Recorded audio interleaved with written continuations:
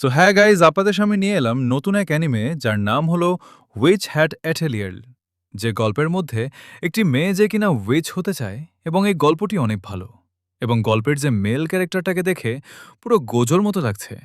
তো চলো, বেশি কথা না বলে শুরু করা যাক আজকের গল্পটি। তো গল্পের শুরুতে আমরা দেখতে পাই কেউ একজন বলছে যে কোনো অ্যাটেলিয়ন ছোটবেলা থেকে অ্যাটেলিয়ন হয় কিনা, বা কোনো ডাক্তার ছোটবেলা থেকে ডাক্তার হয় কিনা। তাহলে উইচরা কেন ছাটবেলা থেকে উইচ হয়? বড় হয়ে কি উইচ হওয়া যায় না?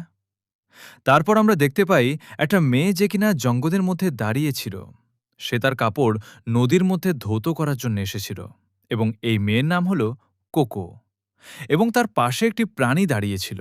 সে তার কাপড় ধৌত করে এবং প্রাণীটিকে বলে, তুমি চিন্তা করো না, কিছুক্ষণ পর পানি পরিষ্কার হয়ে যাবে। তারপর সিন পরিবর্তন হয় এবং আমরা দেখি কোকো তার বাড়ির দিকে যাচ্ছে, এবং সে নিজের সাথে কথা বলছে যে সাধারণ মানুষ কেন ম্যাজিক ব্যবহার করতে পারে না, বরং শুধু উইচরা কেন ব্যবহার করতে পারে। তারপর সিন পরিবর্তন হয়। কোকো তার ছাদের উপর কাপড় রোদে শুকাচ্ছিল। তখন তার সামনে দিয়ে একটি গাড়ি উড়ে যায়। আর এটা কোনো সাধারণ গাড়ি না, বরং এটা উইচদের গার্ডের গাড়ি। কোকো তা দেখে তার মায়ের কাছে দৌড়ে যায়, এক বলে যে সে এখন একটি উইচদের গার্ডের গাড়ি দেখেছে, এবং সে কি এটা কাছ থেকে দেখে আসবে। তখন সে লক্ষ্য করে যে সেখানে কিছু কাস্টমার বয়েছে। তখন কেউ একজন ঘরের মধ্যে প্রবেশ করে, যাকে দেখতে ভাই আমাদের গোজোর মতো লাগছিল। তবে যাই হোক, সে গোজো না, তার নাম হলো কাফরি। তখন কাফরি বলে, আমার একটি কাপড়ের টুকরা লাগবে। এ থেকে আমরা জানতে পারি যে কোকো ও তার মা কাপড়ের ব্যবসা করেন। তবে যাই হোক, কোকো এ কথা শুনে কাপড় আনতে যায়, এবং সে কাপড় এত সুন্দর করে কেটে দেয় যা দেখে কাফরির অনেক ভালো লাগে, এবং সে কোকোয়ের অনেক প্রশংসা করতে থাকে, যা শুনে আমাদের কোকো লজ্জা পেয়ে যায়। তখন কুফরি বলে, আচ্ছা কোকো, তুমি জাদু এত পছন্দ করো কো? তখন কোকো বলে, আমি যখন ছোট ছিলাম তখন মায়ের সাথে একটি ক্যাসেল পার্টিতে যাই, এবং সেখানে একজন উইচের সাথে আমার দেখা হয়, এবং সে আমাকে জাদু সম্পর্কে অনেক কিছু বলে, এবং আমার জুতায় জাদু করে, এবং একটি বই ও কলম আমাকে দেয়। কুফরিয়ে কথা শুনে বলে, ইন্টারেস্টিং। তখন তারা বাহিরে কিছু একটা শব্দ শুনতে পায়। তখন বাহিরে গিয়ে দেখে যে দুইজন ছেলেও গাড়িটির চাকা খুলে ফেলেছে, এবং এই দেখে কোকো এর মা উইচ মহিলাদের কাছে ক্ষমা চায়। তখন মহিলারা বলে, তাহলে আমরা কি দিয়ে যাব? তখনই আমাদের গোজো স্যার বলেন, কোয়াফরাই বলে, আমি চেষ্টা করে দেখতে পারি। তখন সে চাকা হাতে নিয়ে ঘরের ভিতরে চলে যায়। তখন সিন পরিবর্তন হয় এবং আমরা দেখতে পাই যে আমাদের কোকো মন খারাপ করে দরজার সামনে বসে রয়েছে, কারণ কফরি তাকে বলেন যে ঘরের ভিতরে যেন কেউ না ঢুকে।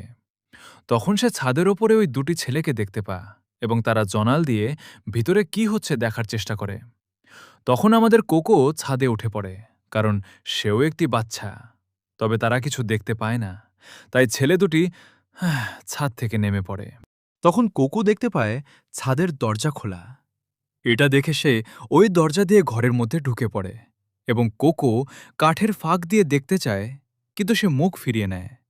কিন্তু কিছুক্ষণ পরে সে আবার দেখার চেষ্টা করে, এবং সে দেখতে পায় যে কফরি সে জাদু ব্যবহার করছে না, বরং সে কি যেন আঁকছে, এবং তার আঁকা শেষ হয়ে গেলে সেখানে থেকে ম্যাজিক আইসপেল বের হয়। তখন কফলি রুম থেকে বের হয়ে দরজা খোলে। সে কোকোকে বলে, তোমার এই অবস্থা কেন? তারপর সিন পরিবর্তন হয়। কোকো ও তার মা তাদেরকে বিদায় জানাচ্ছে। কোকো এর মা তাকে বলে, আমি তো ভেবেছিলাম তুমি তাদের সাথে যাওয়ার জন্য আমাকে বলবে। তোমার বাবাও আমাদেরকে ছেড়ে চলে গেছেন। এখন যদি তুমিও আমাকে ছেড়ে চলে যাওয়া, তাহলে আমি কাকে নিয়ে থাকব? তার এই কথা শুনে কোকো তার মাকে জড়িয়ে ধরে বলে, আমি তোমাকে ছাড়া কোথাও যাব না। সিন পরিবর্তন হয়। কোকো এর মা কোকোকে ঘুমাতে বলে, এবং কোকো তার রুমে চলে যায়। কিন্তু সে না ঘুমিয়ে কলম ও একটি কাগজ বের করে তার উই পড ওই আইসপেল আঁকতে থাকে, কারণ কাফ্রে যখন সেটি আঁকছিল তখন সে দেখে ফেলে। কিন্তু তা আঁকার পর কিছু হয় না। কোকো তা দেখে হতাশ হয়ে পড়ে। সে যে সার্কেল এঁকেছে সেটা ইনকমপ্লিট। তখন খালির ফুটা পড়ে সেটা সম্পূর্ণ হয়ে যায়, এবং সেটা থেকে আলো বের হতে থাকে। তা দেখে সে অনেক খুশি হয়ে যায়। তখন সে তার বই বের করে তা থেকে একটি আইসপেল আঁকতে থাকে। অপরদিকে কাফরি অনুভব করে যে কিছু খারাপ হতে চলেছে। সিন পরিবর্তন হয় আমরা দেখতে পাই। কোকো সেই আইসপেলটি হুবহু এঁকে পেলে তখনই সেখানে কাফরি এসে কোকোকে ঘর থেকে বাহিরে নিয়ে যায় এবং কাফরি কোকোকে বলে, তুমি এখন কোনো আইসপেল এঁকেছ? কিন্তু কোকো এ কথা ভাবছে যে কাফরি তার ঘরে কি করছে। তখন কোকো এর মা ঘর থেকে বেরিয়ে আসে। কুফরি পিছনে তাকিয়ে দেখে যে পুরোটি ঘর বরফে জমে গেছে এবং তার মাও বরফের মধ্যে জমে যায়। যা দেখে কোকো কাঁদতে থাকে। আমাকে ক্ষমা করে দিও কোকো, কারণ এখন আমি তোমার স্মৃতি মুছে দিব। কোকো তাকে এরকম করতে না করে এবং সে বলে যে সে কাউকে এ বিষয়ে বলবে না। আমাদের কাফরি ভালো মনের মানুষ, তাই সে এরকমটি করে না। তখন সে কোকোকে বলে যে তুমি আজ থেকে কোনো সাধারণ মানুষ না, তুমি এখন থেকে উইচ। তো এই ছিল আমাদের আজকের ভিডিও। ভালো লাগলে চ্যানেলটি সাবস্ক্রাইব করবেন। দেখা হবে নেক্সট ভিডিওতে।